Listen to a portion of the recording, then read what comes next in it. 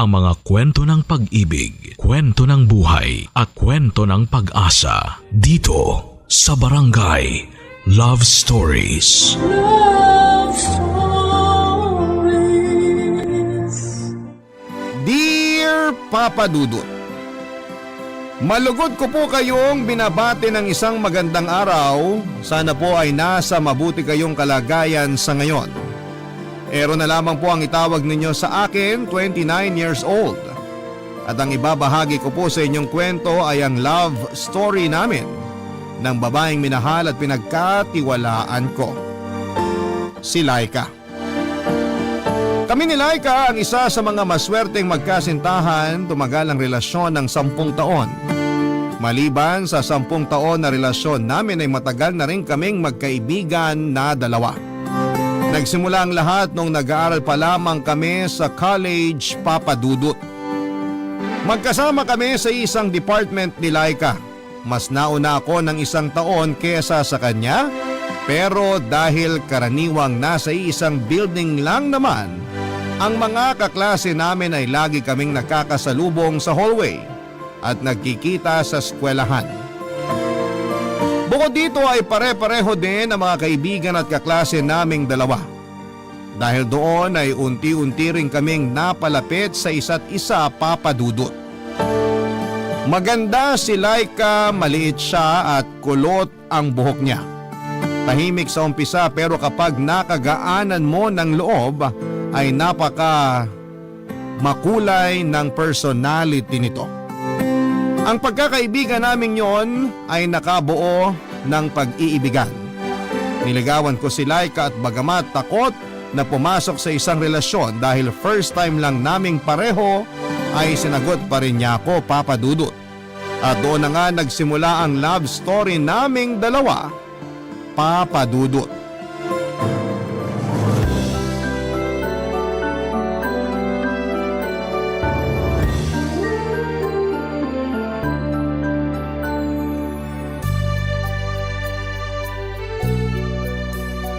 Happy anniversary, babe ko!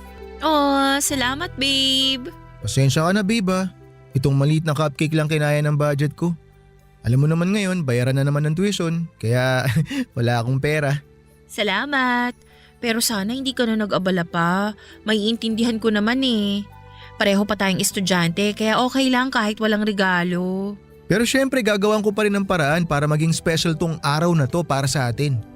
Yun nga lang, pasensya ka na ulit kasi nayupi itong box ng cupcake mo. Hindi na tuloy presentable tingnan. Ano nga bang nangyari dito? Siksikan kasi sa MRT. Naipit nung katabi ko. Okay lang, wag mo nang alalahanin. Hindi naman importante yan eh. Ang mahalaga, nandito ka. Nakakatuwa no? Nung naging tayo parang hindi makapaniwala ang lahat tapos tingnan mo ngayon, 1 taon na tayo magkasama. Oo nga eh. Paano ba naman kasi? Hindi inaakala ng lahat na magiging close tayo. Hindi naman kasi malabong mangyari yun, nasa isang department tayo eh. Tsaka magkakakilala naman halos lahat na nandito sa school na to. Ang liit ng eskwelahan natin eh. Kung sa bagay.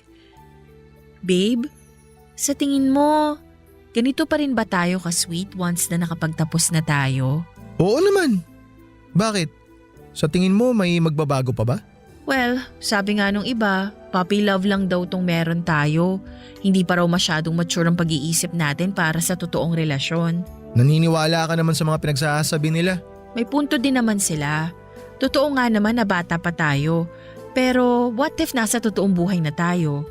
Yung tipong may sarili na tayong trabaho, may malalaki na tayong problema, iba na priorities natin. Sa tingin mo, maaalagaan pa ba natin tong relationship natin? Oo naman, maaalagaan natin to. Malaki ang tiwala ko na tatagal tayo kasi alam ko sa sarili ko na aalagaan kita. Hindi ko hahayaang masira kung ano man ang meron tayo ngayon. Sana nga walang magbago sa atin. Kung totoo man tong nararamdaman natin para sa isa't isa, hindi malabong magtagal tayo. Pero nasa sayo na lang din naman yun kung ako pa rin ba ang pipiliin mo kapag may dumating ng mga pagsubok sa relasyon natin. Syempre naman, ikaw pa rin pipiliin ko. Talaga ba? Oo naman, sira ulo. Syempre mahal kita eh. Mahal kita, babe. Patunayan natin sa kanila na kaya nating tumagal kumpara sa inaakala nila. Oo naman. Kung pwede lang magpakasal na ngayon, pakakasalan na kita eh. Bilis mo naman masyado, mag-ipon muna tayo. Kaya nga sabi ko kung pwede lang ngayon na. Kaso ayun nga, pareho pa tayong bata para sa pagpapakasal na yan. Mag-focus na lang muna tayo sa mga pangarap natin sa buhay. Tama. At kapag pareho na tayong successful, tsaka na natin trabahuhin ang future natin. Oo, magandang plano yan. Pero sa ngayon, planuhin na muna natin kung saan tayo pupunta. May gusto ka bang puntahan ngayon? Tara, labas tayo. Sige ba? Sandali, saan ba magandang mamasyal ngayon? Ikaw na bahala mag-isip kung saan mo gusto pumunta. Gusto mo ba maglakad-lakad? O gusto mong kumain, mag-sightseeing? Pwede kong gamitin yung motor sa bahay. Ikaw na bahala. Sorpresahin mo ako. O sige, may alam na ako. Ano, tara? Oo, tara. Si Laika ang first girlfriend ko, Papa Dudut. At ganoon din si Laika na ako ang kauna-unahang boyfriend niya. Nung una ay walang naniniwala sa relasyon naming dalawa. Madami ang nagsasabi na puppy love lamang yon. Sabi pa ng ilan ay hindi raw nauuwi sa happy ending ang first love dahil ang mga first love daw ang nagsisilbi lang na aral para matutong umibig ng totoo ang isang tao. Ang hindi nila inaasahan ang pag-iibigan naming yon na hindi pinapaniwalaan ng mga kaibigan namin ay mas nagtagal pa. Ako ang unang nakapagtapos ng pag-aaral sa aming dalawa ni Laika dahil mas nauna ako sa kanya ng 1 taon. Sa tulong ng mga magulang ko ay nakahanap naman po agad ako ng maayos na trabaho. Noong makagraduate si Laika ay ako naman ang tumulong para makapasok siya sa isang kumpanya. Sa mga sumunod na taon ay mas tumibay pa ang pagsasama namin. Nagtulungan kaming dalawa para maabot namin ang mga hangarin namin sa buhay. Sabay naming inabot ang mga kanya-kanya naming pangarap, pati na rin ang pangarap naming dalawa bilang magkasintahan. Nung umabot ang pagsasama namin ni Laika ng 7 taon ay naisipan naming mag-live-in, Papa Dudut. Isang bagay na hindi na naman noon nagustuhan ng mga tao sa paligid namin.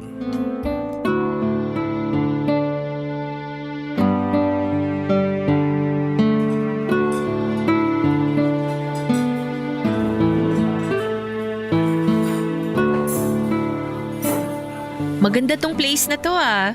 Masarap ang pagkain nila. Masarap 'di ba?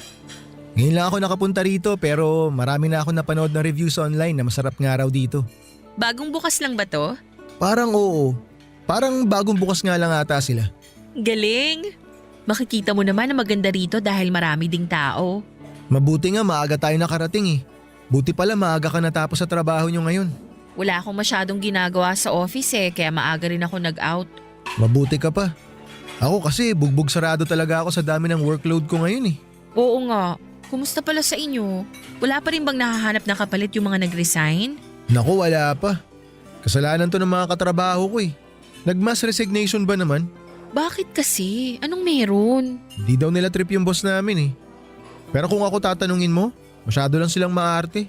Ayaw nila sa mabibigat na trabaho. Ang ending, sa amin tuloy napunta yung mga trabaho nila. Mabuti di mo naisipang sumamang mag-resign. Di ko gagawin yun. Maayos na yung trabaho ko eh. Oo, mahirap pero okay na ako sa nakukuha kong sahod sa ngayon. Tsaka marami ring benefits. Laki pa ng tiwala sa akin ng mga boss namin. Kaya naman pala ayaw iwan eh. Siyempre, kung wala namang problema, bakit ako aalis, di ba? May punto ka rin naman. Pero speaking of aalis, wala ka bang planong umalis na sa bahay nyo? Anong ibig mong sabihin? Ang ibig ko sabihin, total may sarili na tayong mga trabaho, stable naman na yung income natin. Ayaw mo bang bumukod na? Gusto mong magsama na tayo? Oo, parang gano'n na nga.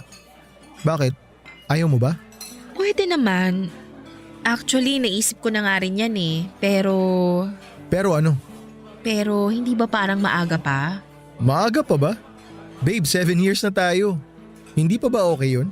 Ang sa akin lang, malaking pagbabago to sa buhay natin kung sakali. Kailangan natin tong pag-isipan muna ng mabuti. Kung hindi ka pa naman ready, hindi kita pipilitin. Sabihan mo lang ako kung okay na sa'yong bumukod tayo. Kasi ako, gusto na talaga kitang makasama. Ako rin naman. Malaking adjustment to sa relasyon natin kapag nagkataon. Handa naman ako mag-adjust para sa relasyon natin eh. Pag-iisipan ko, babe. Okay, sige pag-isipan mo pero take your time. Hindi naman kita minamadali. Naisip ko lang na doon na rin naman ang punta natin kaya pwede na natin gawin kung kaya na. Kakausapin ko muna mga magulang ko. Sige, tama magpaalam ka muna. Ano, tapos ka na ba dyan? Gusto mo order na ako ng dessert? Kape na lang para may take out ko. Okay, sige. Waiter!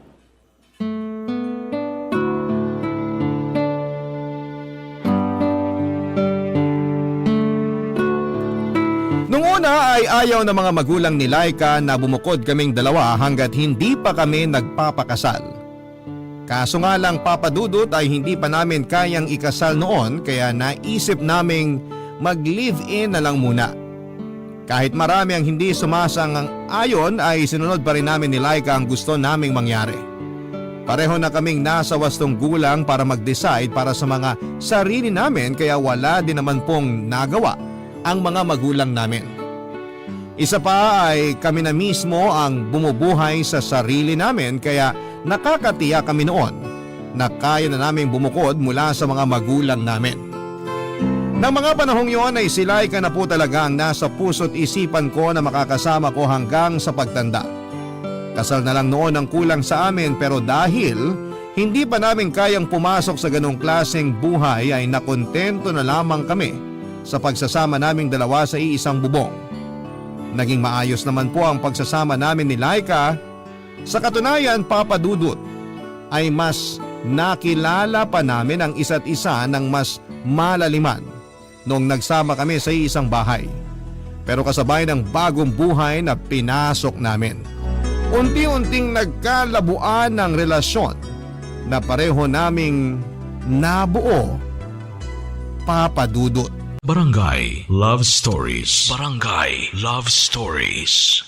Papa Dudut, nagsimula ang lahat noong lumipat si Laika ng trabaho. Hindi na kasi niya kaya noon ang opisinang pinagtatrabahuhan niya dahil sa toxic na boss at kakarampot na sweldo.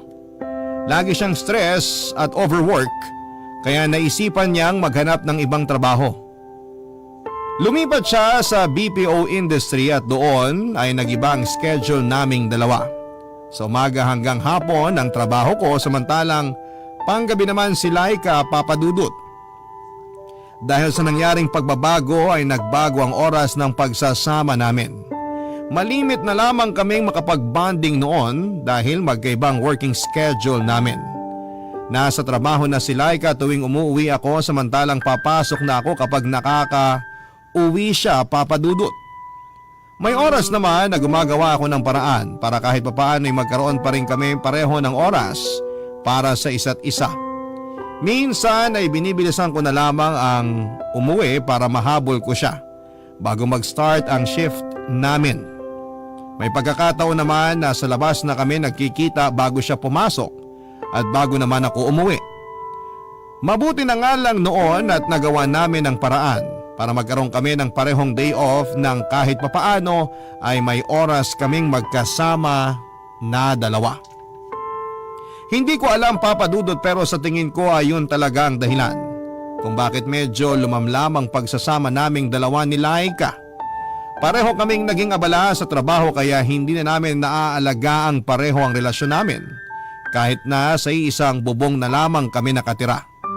Pero kung kailan napapansin kong parang nagiging malamig na ang pagsasama namin, ay isang bagay ang ginawa ni Laika na ikinatuwa ko, Papa Dudut.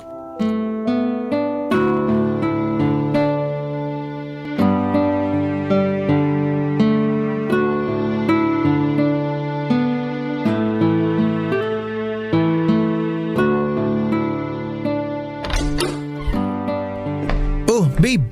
Nandito ka pa? Wala kang pasok ngayon? Meron pero nagbago na yung schedule ko. Mamayang 9:00 na yung shift ko. Talaga? Mabuti naman kung ganun. Pero anong oras na oh?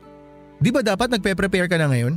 Hindi na kailangan kasi naka-work from home naman ako ngayon. Totoo ba yan? Pinayagan ka na magtrabaho dito sa bahay? Oo, nirequest ko yan talaga nung lumipat ako. Wow! Ang galing! Ayos yan! Kasi dahil sa schedule natin dati, nababawasan na baby time natin eh. Ganun talaga, kailangan kumita eh. Marami tayong bills na kailangan bayaran. Tsaka kailangan din natin mag-ipon para sa future natin. Kaya nga trabaho muna bago bebe time. Pero pwede naman na siguro natin pagsabayin, di ba?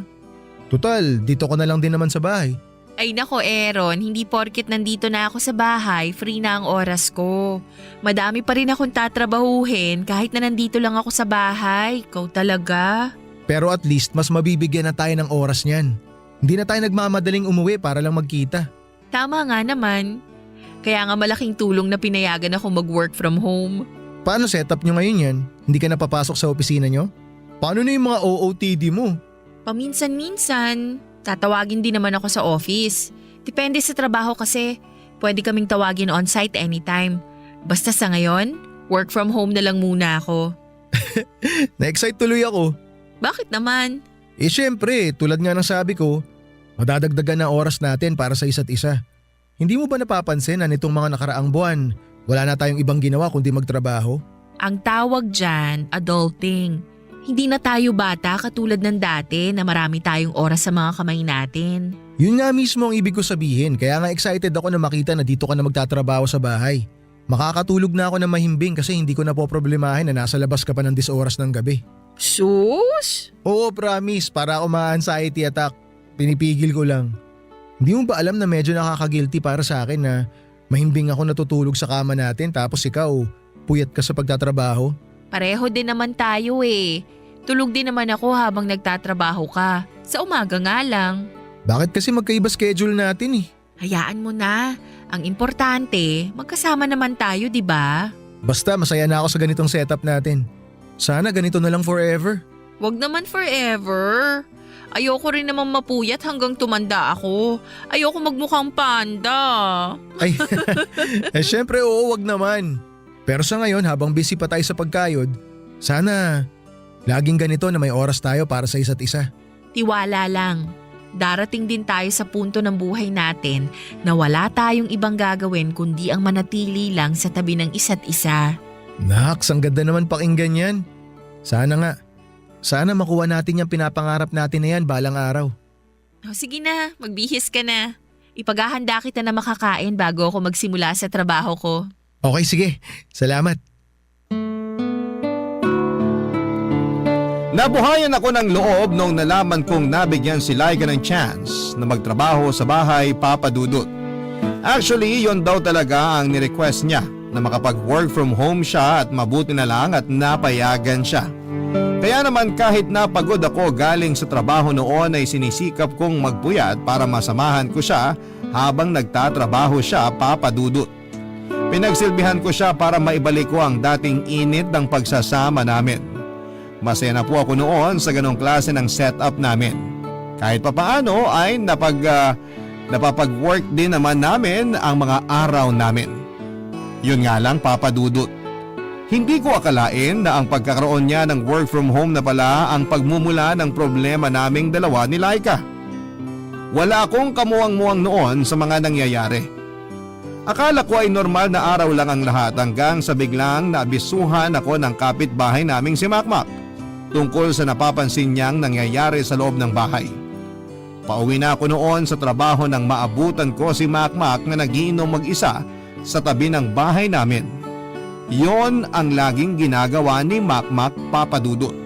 5:00 pa lang ng hapon ay nakaharap na siya sa isang bote ng alak. Noong makalapit ako sa kanya ay doon na niya ipinag-alam ang isang bagay na kinalito ko, Papa Dudut.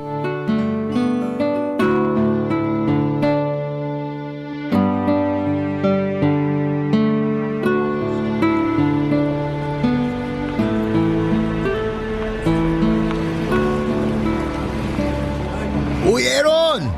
Kakauwi mo lang? Oh, Makmak. Oo, kakauwi ko lang. Halika, shot tayo! Naku, pas muna ako. Maaga pa ako bukas eh. Halika na, isang shot lang. Pasensya ka na talaga, may... Kaya pagbigyan mo na ako. Birthday ko naman ngayon eh. O eto, isang shot lang oh. Sige na nga, isa lang ha. Oo, eto.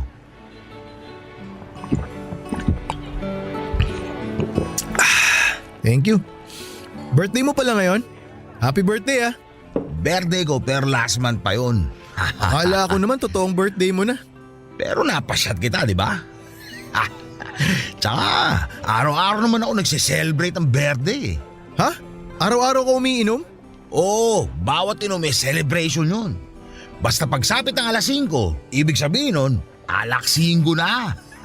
Kawawa atay mo niyan. Huwag ka mag-alala, tropa kami nitong atay ko.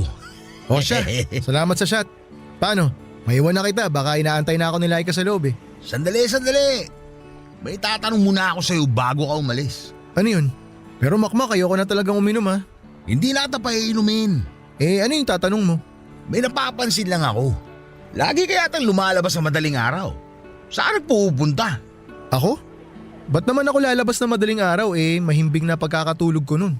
Hindi ba? Eh sino yung... Hayaan mo na. Kalimutan mo na lang yung sinabi ko. Ano nga, sabihin mo na. Sino yung alin? Eto kasi, tuwing nagiinom ako, minsan inaabot ako ng madaling araw. Mga alas 3, ganun. Eh, teka, seryoso? Mula alas 5 ng hapon hanggang alas 3 ng madaling araw, umiinom ka? Oo, bakit naman hindi? Hanggat hindi ako nalalasing, hindi ako titigil sa pag-inom. Para saan pat nag-inom ako kung di naman ako malalasing, di ba?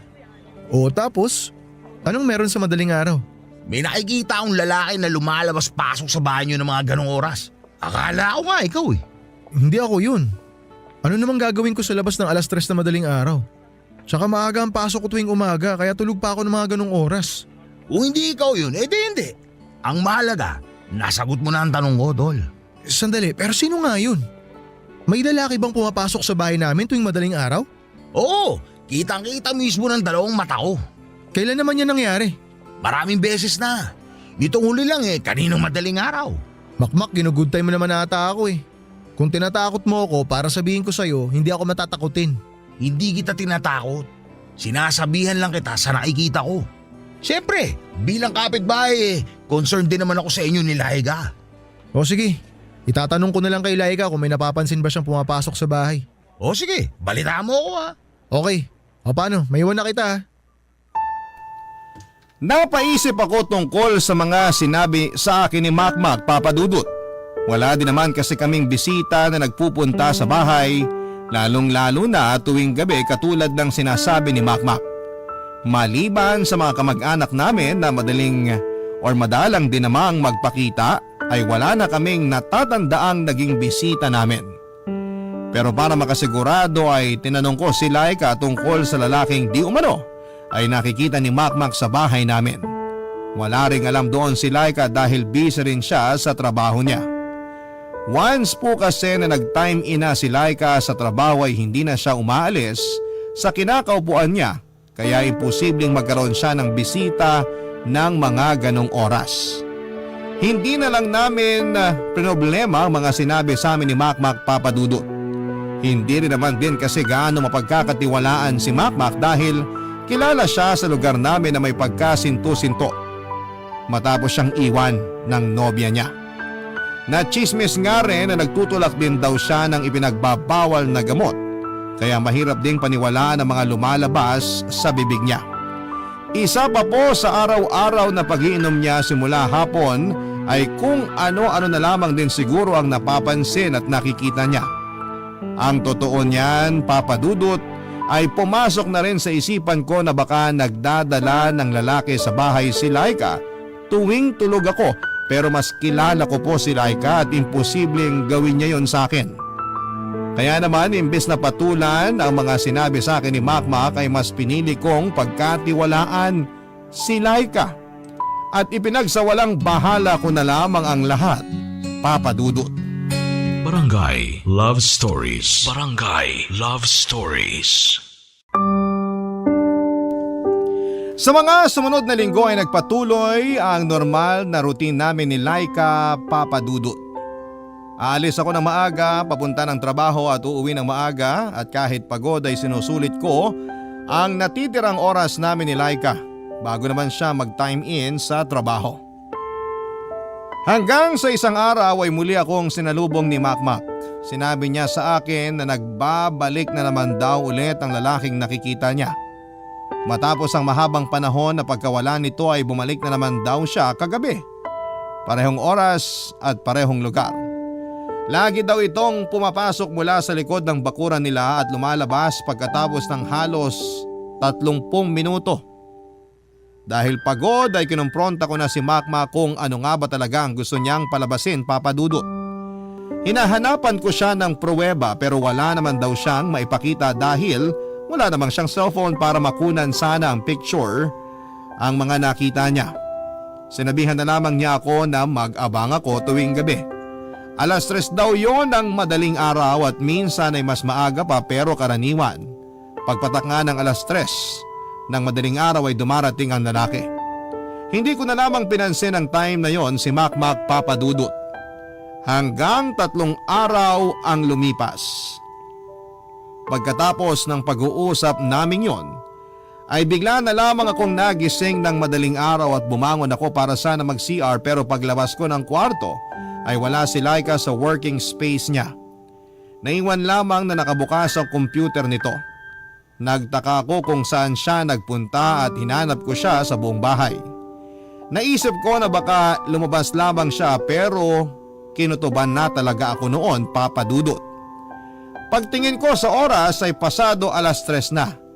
Lumabas ako ng bahay at inikot ang buong bakura namin at sa isang malaiskinitang parte sa gilid ng bahay sa pagitan ng kusina namin at mataas na pader ng kapitbahay ay nakita ko si Laika na may kasamang lalaki. At yung nasaksihan kong ginagawa nilang kamunduhan ay hindi ko lubos maisip na mangyayari. Noong napansin nila akong pareho ay mas mabilis pa sa magnanakaw na tumakbo palayo yung lalaki. Hindi ko na siya nahabol pa, Papa Dudut, dahil agad akong pinigilan ni Laika.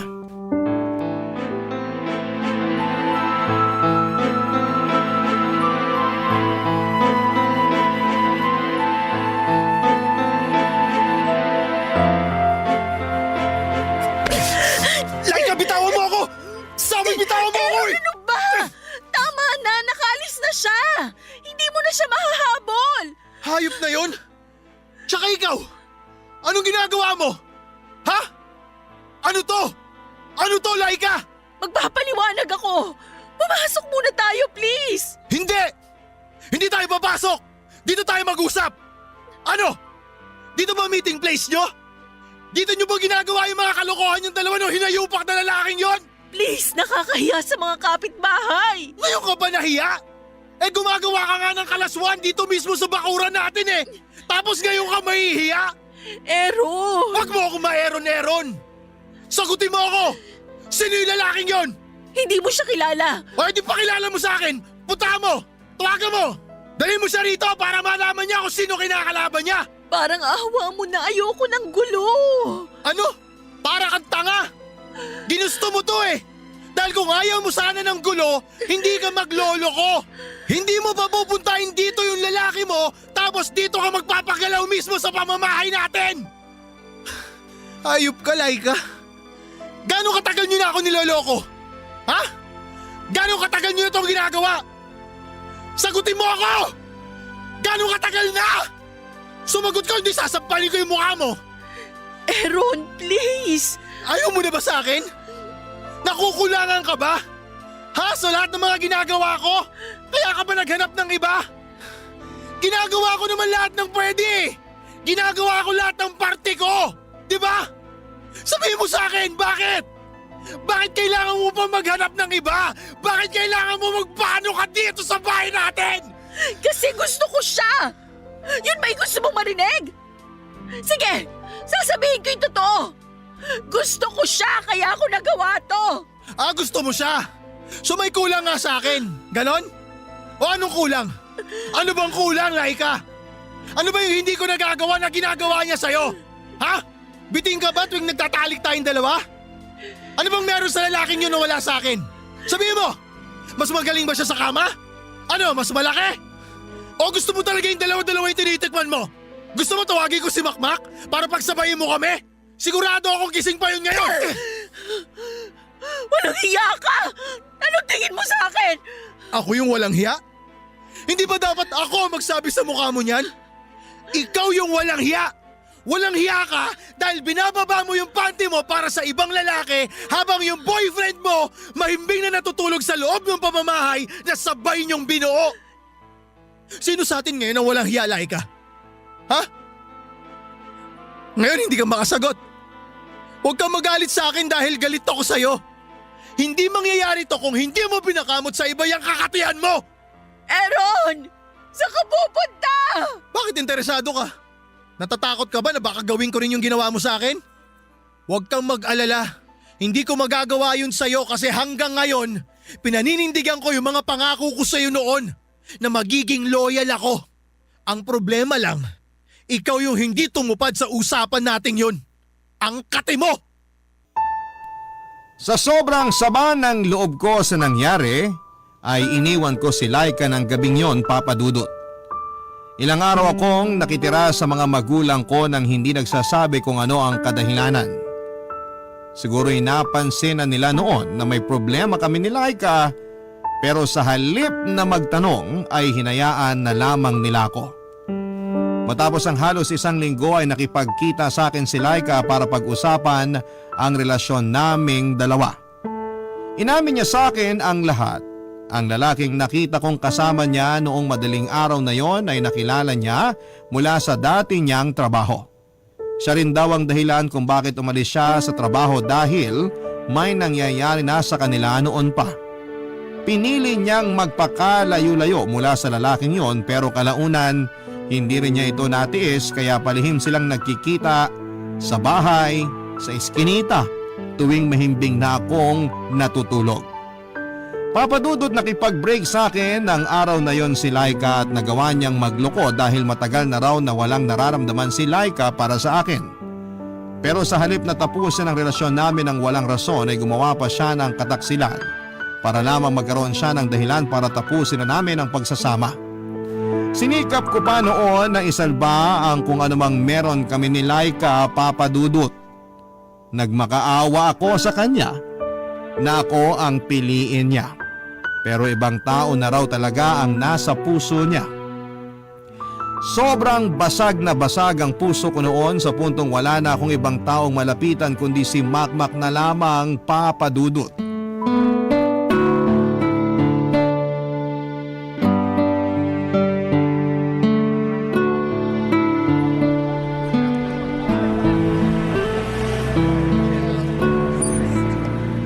Uy, Makmak! Aaron, my brother! Ngayon na lang kita ulit nakita lumabas ah. Lumalabas naman ako ah. May trabaho ako kaya hindi ako pwede magmukmok. Ngayon mo lang siguro ako natsyempohan. Halika rito, shot muna tayo. Pwede ba? Sige, samahan kita kung gusto mo. Aba, totoo? Halika na. Ito upuan, upo ka. Salamat. Ngayon lang kita ulit makakasama sa inuman ah. Parang kailangan ko yata nito ngayon. Total, wala naman akong pasok bukas eh. Ba't di ko subukan, di ba? Nakakagamot daw to eh. Hindi ito nakakagamot pero nakakatulong makalimot. Kamusta ka na ba? Heto, sawi. Nabalitaan ko yung nangyari. Sabi ko sa'yo eh, may nakikita akong kababalaghan dyan sa bahay nyo.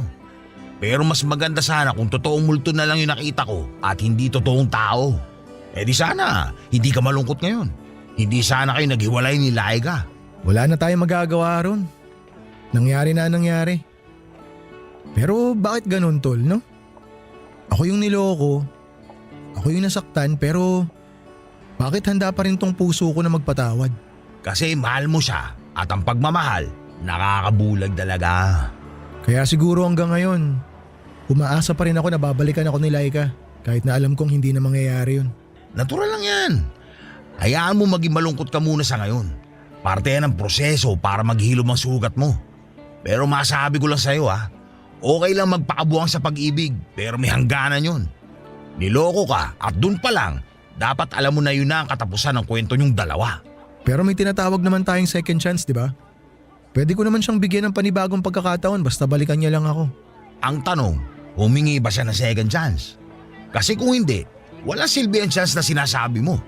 Kapag iniwan ka na ng tao, ibig sabihin hindi ka na gusto. Hindi ko talaga alam kung saan ako nagkulang. Hindi ko maisip kung bakit. Hindi ko talaga gets kung ano yung rason niya bakit niya ako pinagpalit. Walang kulang sa'yo, my brother. Nag-iba lang yung gusto niya, nagbago yung hinahanap niya. Ganun naman talaga ang tao eh. Kapag nakuha na natin yung gusto natin, maghahanap tayo ng panibagong aasamin. Ganyan tayo eh, sakim. Pero bakit ako? Hindi naman ako ganun. Kasi nga kontento ka na sa kanya. Ang problema lang natin, hindi siya kontento sa'yo, tol. O yan, tagay mo.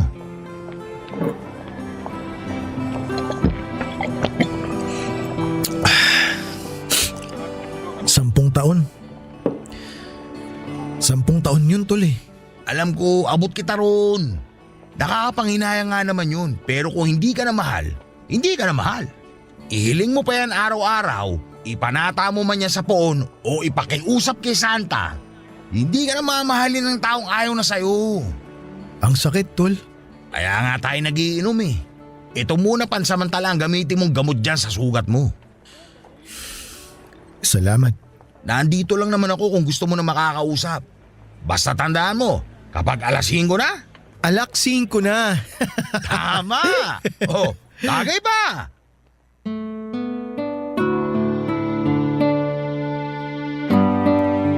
Papa Dudut, hanggang ngayon ay hindi ko pa rin matanggap na sa isang iglap ay nawala na sa akin ang babaeng pinakamamahal ko.